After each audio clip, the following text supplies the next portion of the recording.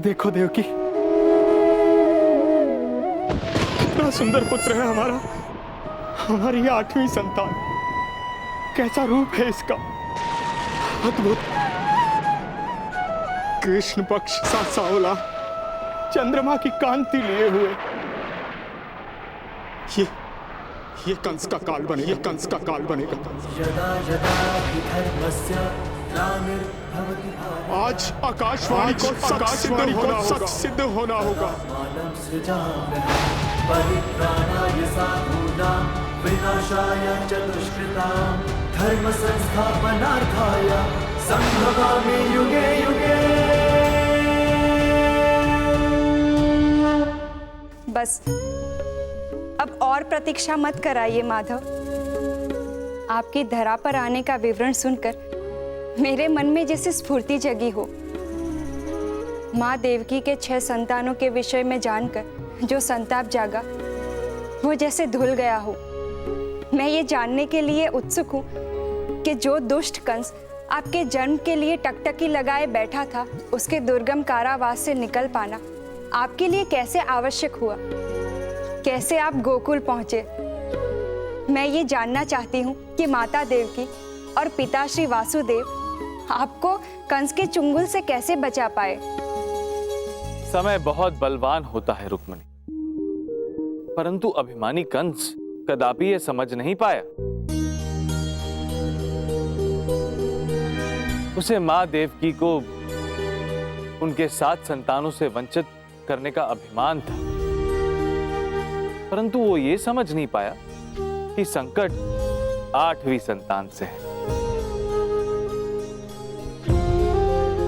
जिस भांति समय आने पर कारागार में मेरा जन्म हुआ, वैसे ही वो समय भी आ गया जब मैं मथुरा के कारागार से निकलने के लिए प्रस्तुत था। समय, ऋतु और प्रकृति मानो उस घटना के अनुकूल थी। परंतु कैसे, जहां दिन रात कंस के सैनिक पहरा लगाए खड़े थे, जहां पर हर घटना की सूचना विकट द्वारा कंस को मिलती थी, ऐसे में आप वहां से कैसे निकले? बताइए ना, मैं धीर हो रही हूं। अधैर्य उचित नहीं है देवी, मैंने कहा है तो अवश्य बताऊंगा। हे ईश्वर, यदि आप सत्य हैं, आपकी आकाशवाणी सत्य है, तो यही बालक दुष्ट कंस का काल बनेगा।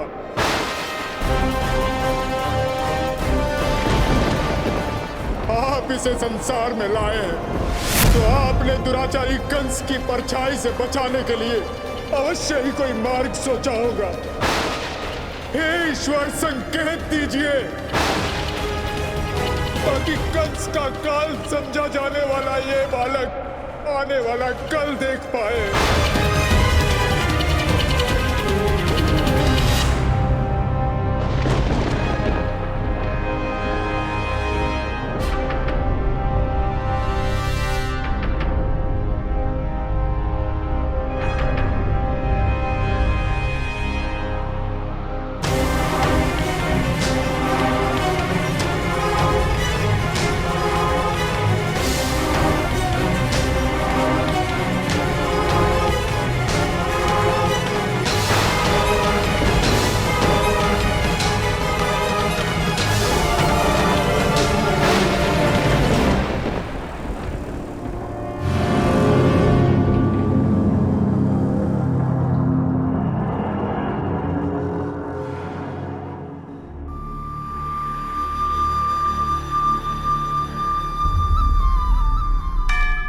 प्रभु, ये बालक आपकी रक्षा में है।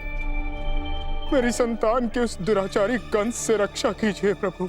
अवश्य ये बालक कंस का काल है वासुदेव, परंतु ये पुत्र तुम्हारा है। माना इसका जन्म एक महान लक्ष्य के लिए हुआ, परंतु इस लक्ष्य को प्राप्त करने के लिए प्रारंभिक मार्ग तुम्हें बनाना पड़ेगा। तुम्हें शीघ्र, अति शीघ्र इस बालक को कारावास से निकालकर यमुना नदी के पार गोकुल पहुंचाना है।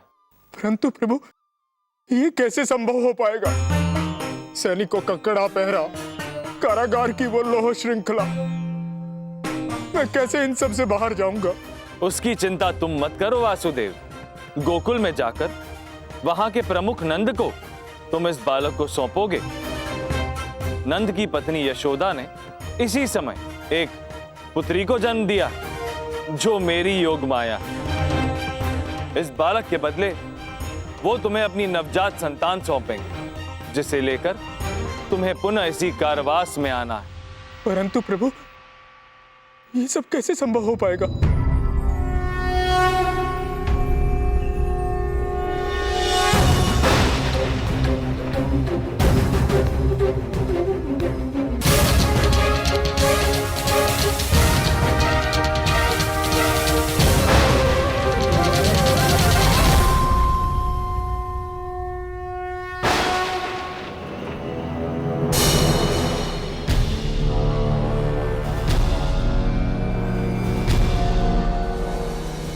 ये बालक अवश्य ही दिव्य है। वातावरण इस बालक के आगमन पर प्रसन्न है। पक्षियों का ये कलरव जैसे इसका स्वागत कर रहा है। पूरे कारागार में ये अद्भुत प्रकाश छाया है। ये सब इस बालक की ओर संकेत कर रहे हैं।